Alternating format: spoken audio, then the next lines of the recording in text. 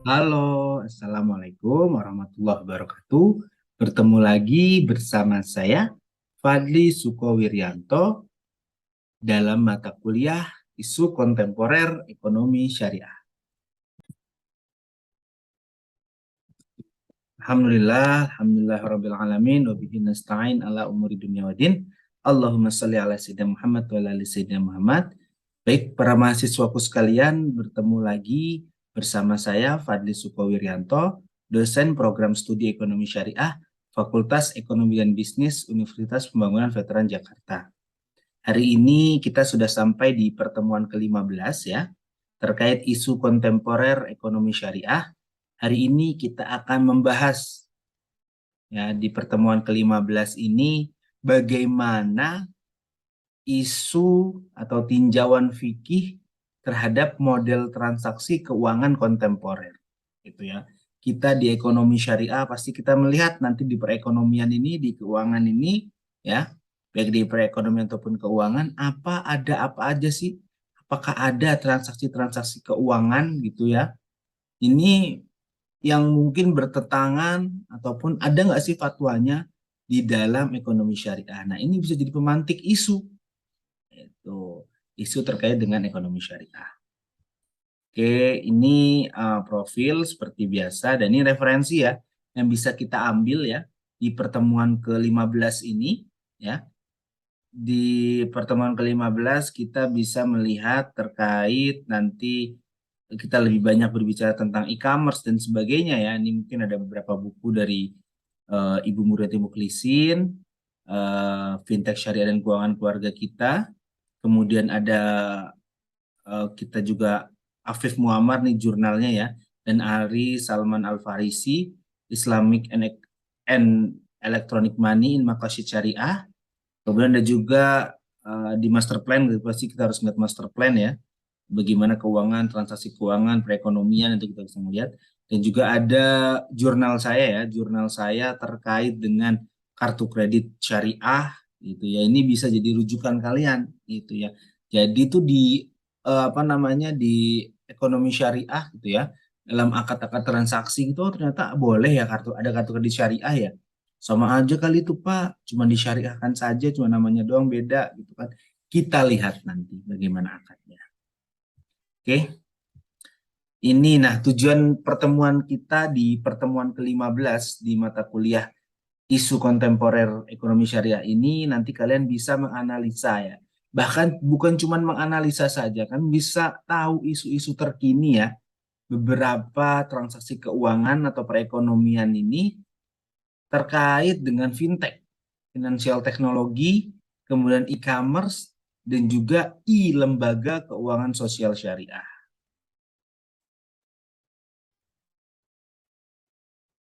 Ini outline kita hari ini e-commerce money, batasan syariah, akad e-commerce, kemudian akad-akad dalam transaksi uang elektronik ya. Oke, baik para mahasiswaku sekalian, salah satu uang elektronik yang hari ini sering kita pakai adalah electronic money atau uang elektronik. Dalam penyelenggaraan uang elektronik, akad yang terbangun antar penyelenggara uang elektronik dapat menggunakan akad ijaroh. Jadi boleh nggak Pak ini uang elektronik? Ya pasti boleh karena menggunakan apa? Akadnya ijaroh. Di mana pihak-pihak yang memberikan jasa atau sewa dimungkinkan untuk mendapatkan ujroh. Ya, ijaroh kaitannya dengan ujroh. Gitu ya, atas pelayanan jasa atau sewa yang diberikan. Jadi kita misalnya kalau kita tinggal di Jakarta ya, kita mau kemana-mana pakai kita mau naik LRT, MRT, busway gitu atau Jaklingko ya atau ya transportasi umum ya. Ini kita pakai electronic money. Ya. Tadi menggunakan apa akadnya? Akadnya ijaroh gitu ya. Kalau terkait e-money, apakah itu e-money ya pasti kita semua sudah tahu ya. Jadi uang elektronik ya sebagai pengganti ya uang tunai ya, yang kita gunakan sehari-hari dalam transaksi antar penerbit. Nah, jadi kalau penyelenggara uang elektronik di sini bank ya dapat menggunakan akad ijaroh penyelenggara uang elektronik dan eh, apa ya, dengan kita sebagai pemegang, kita tidak bisa menyebut nasabah, karena kalau nasabah ini kita punya tabungan di bank tersebut. Sedangkan electronic money ya belum tentu. Misalnya kita punya e-money yang dikeluarkan oleh BNI ya, tap cash, kita belum tentu nasabah BNI karena kita membeli electronic money BNI di misalnya di halte Transjakarta, halte busway, kita kan belum tentu sebagai nasabahnya. Itu. Kemudian dalam transaksi antar penerbit dan pemegang bisa menggunakan akad wadiah. Jadi nitip, jadi kita menitipkan uang kita ya kepada bank. Nah, jadi ada beberapa akad ya, ada ijaroh ya, antara penyelenggara, kemudian antar kita pemegang kartu dan bank. Ini ada wadiah, kita nitipin uang kita, uang tunai kita, kita titipkan ke bank, ke penyelenggara gitu ya, dan bisa kita gunakan melalui kartu. Itu terjadi ketika pemegang uang elektronik menyerahkan sejumlah uang pada penerbit dengan maksud menitipkan dan dikonversikan menjadi sebuah nilai uang elektronik senilai uang yang diserahkan. Ya, tadi kita top up 100.000 ya, isinya e-money kita 100.000. Nah, yang tidak boleh dalam e-money adalah mengcashkan atau kita menukar ya, atau minta kembalian gitu ya dalam bentuk tunai, ini nggak boleh gitu. Karena akad yang dibangun di awal adalah elektronik, dan dalam pengisian nilai uang elektronik tidak boleh ada tambahan nilai uang yang lebih kecil atau lebih besar tanpa keterangan yang jelas. Kita lihat ya Pak, kan saya ngisi 100.000, harganya 100.000, 11.000, 100.000, ada tambahannya 1.500 Pak ya, 1.500 itu biaya administrasi. Ya, ini keterangannya jelas, yaitu kita kan waktu ya kita nitipin 100.000 kita ke mereka. Apabila ada tambahan maka termasuk dalam riba fadl. Kalau nggak jelas ya tiba-tiba harga 100.000, 100.000 atau isinya kayak kita suka menukar uang gitu ya di pinggir jalan ketika lebaran gitu ya, mau lebaran, itu namanya riba. Tuh. Kemudian yang terakhir, hubungan antara penerbit dan pedagang dapat diikat menggunakan akad wakalah. Jadi diwakilkan, itu ya. Akad wakalah apa? Kita sudah pelajari sebelum UTS kemarin ya di kelas ya. Di beberapa pertemuan yang lalu kita sudah belajar. Nah, di sini saya hanya ingin menekankan bahwa dalam e-money ini ada banyak akad, tapi bukan di satu transaksi ya. Jadi akad kita sebagai pemegang kartu ke bank, itu apa akadnya? Akad merchant, ya merchant itu ya tokonya terhadap bank, itu apa akadnya? Kita dengan merchant itu akadnya juga apa? Nah, ini banyak akad gitu ya, berlain-lain, ada yang wadiah, ada yang wakalah, ada yang ijaroh. Jadi tidak bisa wakalah semua atau tidak bisa wadiah semua. Itu kan karena merchant ya. Merchant ini apa? Merchant ini butuh uang untuk bisnis gitu. Nah, makanya akadnya mungkin diijaroh. Ini wakalah di mana pedagang mewakilkan penerbit dalam proses transaksi dengan pengguna uang elektronik. Ini akad-akad yang terjadi dalam electronic money. Gitu. Kemudian, jika dalam e-commerce, reselling, dan dropshipping, ya, perkembangan arus teknologi mengalami peningkatan yang masif. Kita tahu sekarang sudah 4.0, bahkan mau 5.0 ya. Internet yang pada awalnya digunakan beberapa kalangan cuma untuk transformasi data ilmiah, akademik, searching, browsing, cari-cari jurnal gitu ya kalian ya. Kini telah digunakan di hampir seluruh aspek kehidupan masyarakat. Kita harus menjadi smart student, smart mahasiswa gitu ya. Tugas saya harus menjadi smart dosen gitu ya. Jadi sebagai tenaga pengajar, sebagai mahasiswa yang smart, menggunakan ya, memanfaatkan internet ya, ini untuk sesuatu yang positif, jangan malah yang ke negatif. Ya kalau negatif apa ya? Misalnya kalian searching apa namanya untuk ngakalin dosen ya, misalnya browsing-browsing jurnal-jurnal, kalau kalian copy paste itu nggak boleh gitu. Nah, kalau positif apa? Kalau dalam perekonomian, salah satu hal positif yang bisa dilakukan dengan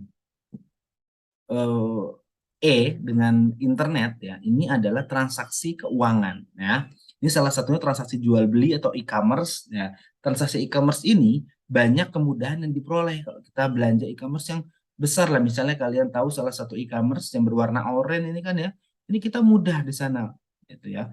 Atau e-commerce lain ada yang warna hijau, ada yang warna biru, ini kita jadi mudah membeli barang. Bahkan sekarang media sosial ya, ada TikTok TikTok Shop gitu ya, ada ya, kalau dulu misalnya masih terjerat di Facebook ya, Facebook gitu kan, Facebook ada di Facebook ini jual beli Facebook itu ada. Nah sekarang ini apa? TikTok, TikTok jual beli di TikTok itu bisa.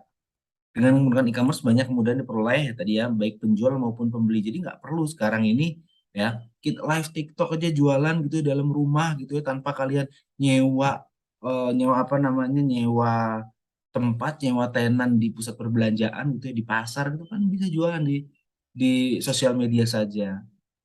Nah, kemudahan yang ditawarkan bukan berarti tidak menimbulkan masalah, tetapi dengan adanya kemudahan-kemudahan, ini bukan berarti tidak ada masalah, bahkan ada masalah. Nah, e-commerce memiliki kesamaan dengan BU Salam, yaitu mengenai unsur-unsur terjadinya transaksi serta adanya penangguhan barang untuk pembayaran yang telah disegerakan. Itu sudah bayar nih misalnya nih, kok nggak datang-datang kayak gitu. Hanya saja jika pada BU Salam dilakukan pertemuan face to face untuk pelaksanaan sigot, bedanya kalau sekarang kita setuju gitu, tinggal klik gitu kan. Kalau e-commerce kayak gitu. Kalau dulu kan BU Salam nih harus ketemu dulu, oh iya nanti ya. Nah, gitu. Berbeda halnya dengan e-commerce yang melakukan komunikasi via chatting, e-commerce diperbolehkan dalam Islam dengan catatan, lagi-lagi harus ada catatan yang tidak semua e-commerce diperbolehkan gitu ya. Walaupun al-aslu fil muamalah ya, al-ibahah boleh, tapi kalau mengandung maghrib, riba, goror dan maisir ya, kemudian ya yang lainnya lah, yang mengandung sesuatu yang tidak diperbolehkan oleh syariat, maka haram, transaksinya batal. Oleh karena itu, jika berhubungan dengan sistem pembayaran pada e-commerce, maka dianjurkan tidak menggunakan kartu kredit. Guna apa? Menghindari terjadinya riba. Jadi dianjurkannya ketika kita mau beli ya nggak usah pakai, mohon maaf, Shopee Pay Later gitu ya, Traveloka Pay Later gitu yang bisa pergi gunakan terus bayarnya belakangan. Nah di situ biasanya rawan terjadinya apa? Terjadinya riba. Itu ya, kita harus cermat-cermat dalam memilih. Oke, jual beli dengan sistem selanjutnya dropshipping. Dropshipping ini memungkinkan untuk dilakukan sesuai syariat dengan memenuhi kriteria-kriteria yang ada. Jual beli dropshipping diperbolehkan dalam Islam dengan menggunakan akad salam, ya, pesanan tadi ya, salam gitu ya. Kita pre-order lah ya. Ya dengan syarat terhindar dari ketidakjelasan. Jadi benar barangnya. Harus syarat dan ketentuannya harus benar, baik barang maupun proses transaksinya. Akad salam tidak serta-merta menjadi keabsahan akad dalam transaksi jual beli sistem dropshipping. Dalam jual beli terdapat rukun dan syaratnya, walaupun boleh, tapi ada rukun syaratnya juga harus diturutin. Kalau rukun dan syaratnya tidak diturutin, ya makanya nggak bisa. Itu. Oleh karena itu, agar jual beli tersebut dapat dikatakan sah, maka harus memperhatikan ketentuan-ketentuan dalam jual beli. Salah satunya nggak boleh ada goror, jadi nggak boleh nggak jelas, harus jelas gitu ya.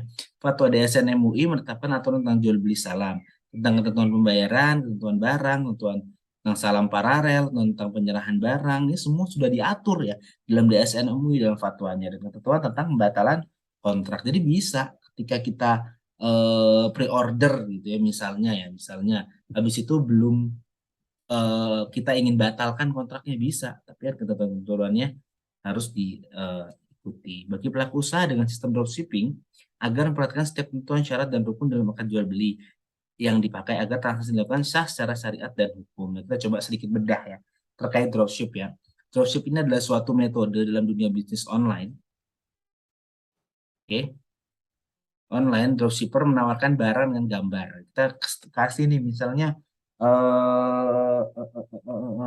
ya barang lah dengan gambar, atau web pada konsumen dengan sistem tanpa menstok barang itu, dan tanpa modal sedikit pun. Nggak punya barang, dia nggak punya modal gitu ya, ini di kasih fotonya aja lah.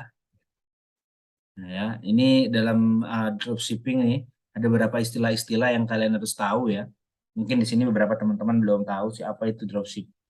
Ya, ini adalah apa namanya, istilah-istilahnya. Yang pertama dropshipper, orang yang melakukan sistem dropshipping, atau penjual atau pengecernya itu namanya dropshipper.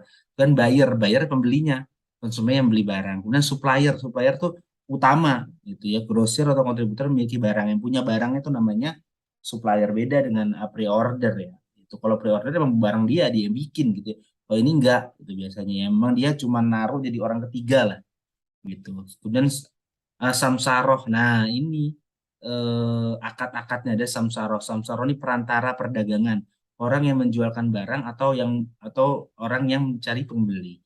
Kemudian ada wakalah, ya wakalah ini akadnya menyerahkan hak dan kewajiban pada supplier kepada seseorang untuk melakukan jual beli. Yang terakhir dari reseller, orang yang menjualkan barang supplier atau kontributor, tapi ia menyetok barangnya sendiri. Tapi dia nyetok. Dengan dropshipper ini tidak nyetok biasanya. Oke, ini mekanismenya. Oke, di sini kelihatan ya, semoga kelihatan. Oke, mekanisme sistem dropshipping. Nah, ini pembeli barang, transfer. Nah, pembeli barang, ini mekanismenya. Online shop, kemudian dropshipper minta gambar produk, tadi saya bilang minta produk kepada buyer, intinya mekanismenya gini, kita bisa lihat ya. Pertama membeli barang dan transfer pada Anda sejumlah uang. Kemudian kita sebagai dropshipper itu ya, pesan kepada orang ketiga, penjual aslinya. Kan seharusnya bisa langsung ya, dari sini ini langsung ke sini gitu ya. Tapi ini melalui orang kedua, dropshipper. Tuh, kepada kami transfer juga uang pembeli, kemudian orangnya tadi mengirimkan langsung ke pembeli itu.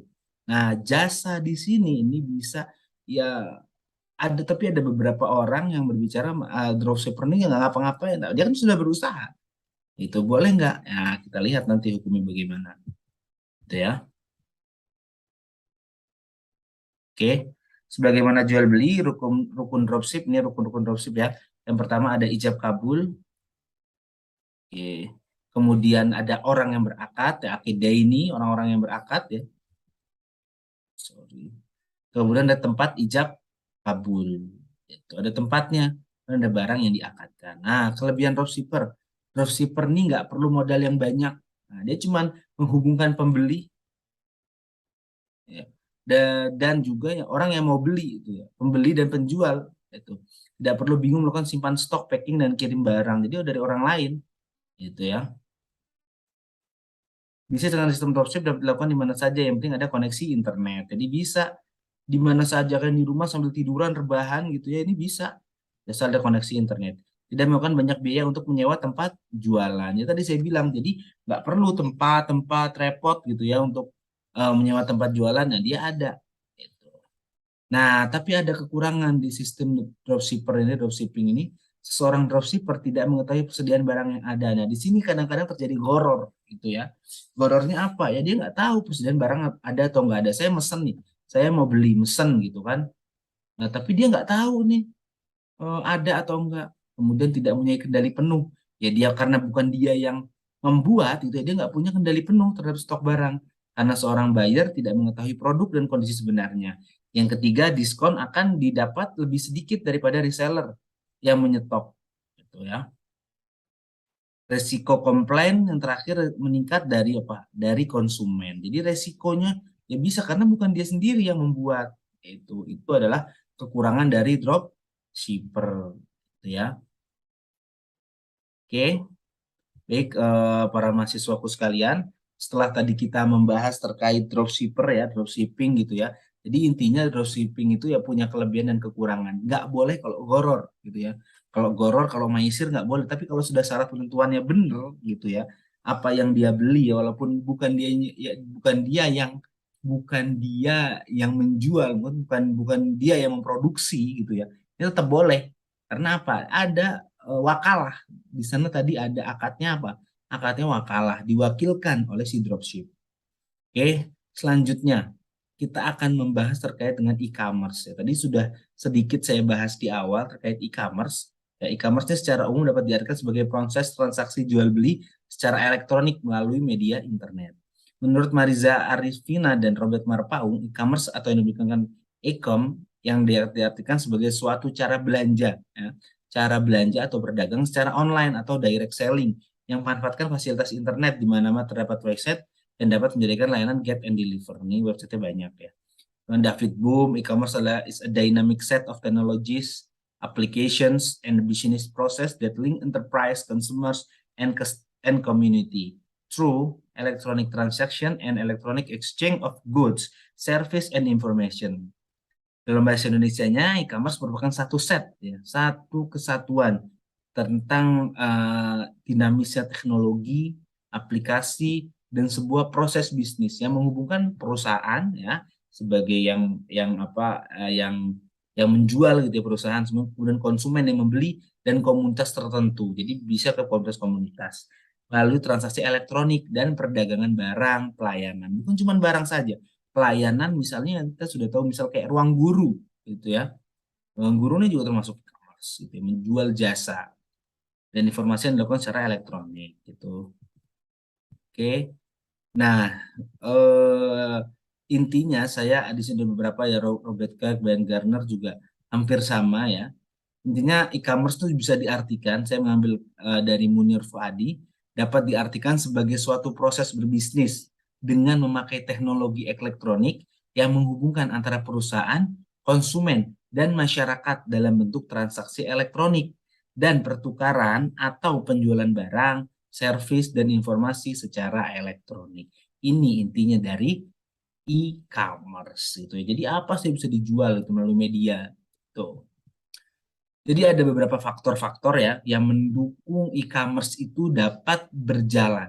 Gitu ya. Akadnya, kalau kita nanti ngomongin akadnya apa? Nanti mungkin kita bahas di pertengahan atau akhir ya. Ini ada faktor-faktor dulu yang mendukung e-commerce. Pertama, cakupan yang luas. Gitu ya.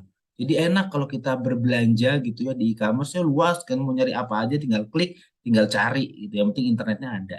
Proses transaksinya cepat. Nah, iya dikirim bisa same day gitu ya. Kalau kita ngelihat Gojek atau Grab gitu ya, bisa hari itu datang, kita butuh sore nih, pagi bisa dikirim barangnya.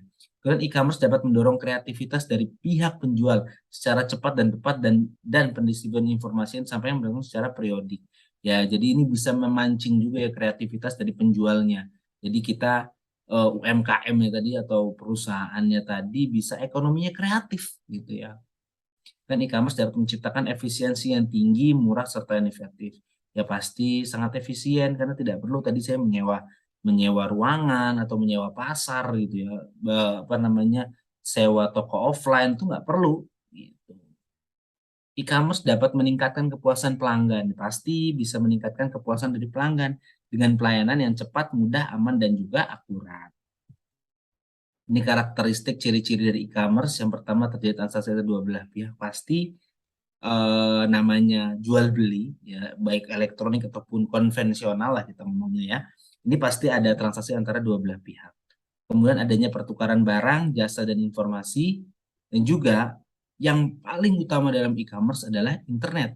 Karena apa? Dia merupakan medium utama, media yang paling utama dalam proses atau mekanisme perdagangan tersebut. Kalau nggak ada internet, nggak akan berjalan dengan baik. Nah, e-commerce tadi gitu, mau penjual maupun pembeli, kalau nggak punya internet yang baik gitu, ya nggak punya internet bahkan ya nggak akan terjadi jual belinya. Itu karakteristik e-commerce menurut Nurfansa Wirasakti, akses terbatas, ya bisa kapanpun dimanapun, nggak ada unlimited gitu ya, beyond the limit bahkan ya, menembus batas, mau pagi, siang, sore, malam, berbahan, jongkok, tiduran, ya kita bisa berbelanja melalui e-commerce. Transaksinya anonim, ya tidak diketahui gitu ya. Produk digital dan non digital, produk barang tak berwujud. Oke, ini ada beberapa jenis-jenis dari transaksi e-commerce yang ada sampai saat ini. Yang pertama B2B, B2B, business to business, kemudian business to consumer, consumer to consumer, consumer to business, non-business electronic commerce, intra-business atau organizational electronic commerce. Ini jenis-jenis e-commerce yang kita tahu sekarang yang sedang beredar sekarang. Mungkin nggak Pak ditambahkan lagi besok-besok, mungkin ditemukan lagi apa gitu ya terkait jenis-jenis e-commerce, ini memungkinkan ditambah. Oke, baiklah teman-teman sekalian, para mahasiswa ya. Jadi di pertemuan kali ini yang tadi sudah kita bahas ya, di pertemuan ke-15 ini saya harap kalian bisa apa? Tujuannya tadi bisa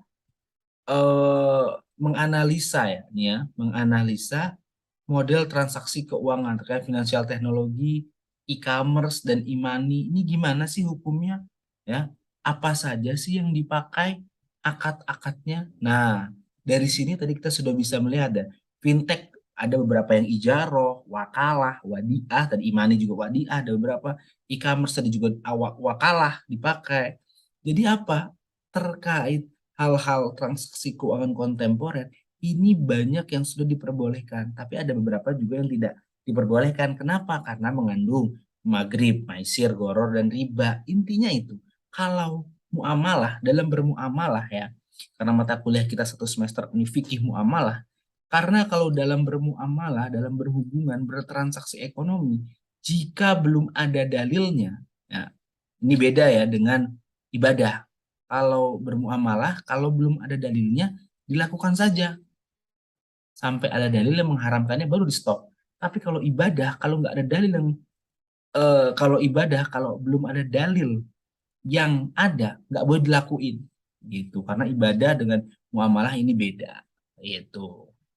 Baiklah, para mahasiswaku sekalian, kita sudah berbicara banyak di satu semester ini terkait dengan fikih muamalah ya. Semoga apa yang kita pelajari di mata kuliah ini ya, ini bisa mengantarkan kalian, jadi pikiran kalian lebih terbuka lagi terkait akad-akad yang sudah kita pelajari dari awal sampai di pertemuan ke 8 9 ya untuk akadnya ya. Di pertemuan ke-7, 7 atau 8 itu kita belajar tentang akad. Kemudian setelah UTS kita belajar bagaimana implementasinya di IKNB, kemudian di Ziswaf, kemudian di e-commerce ya, di fintech, ini bagaimana akad-akad itu bisa masuk. Kenapa akad-akad itu bisa masuk ya? Karena tadi ya, karena dalam bermuamalah ya, pastinya dalam berhubungan dan bertransaksi ekonomi ini semuanya boleh selama sebelum ada dalil yang mengharamkannya. Oke, wallahu alam bisawab. Terima kasih para mahasiswaku sekalian atas perhatiannya di semester ini. Semoga kalian lancar menjalankan UAS-nya nanti di minggu depan di pertemuan ke-16 ya. Terima kasih sekali lagi. Semoga sukses. Salam sehat. Wassalamualaikum warahmatullahi wabarakatuh.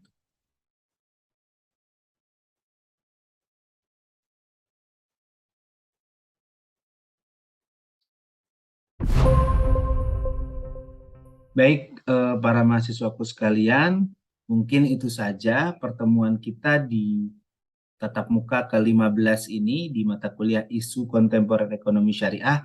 Semoga apa yang sudah kita pelajari di satu semester ini, ya kalian di semester 7 bisa menjadi pemantik diskusi kalian ya, pemantik berpikir kalian dalam isu-isu terkini, isu-isu kontemporer terkait dengan perekonomian syariah.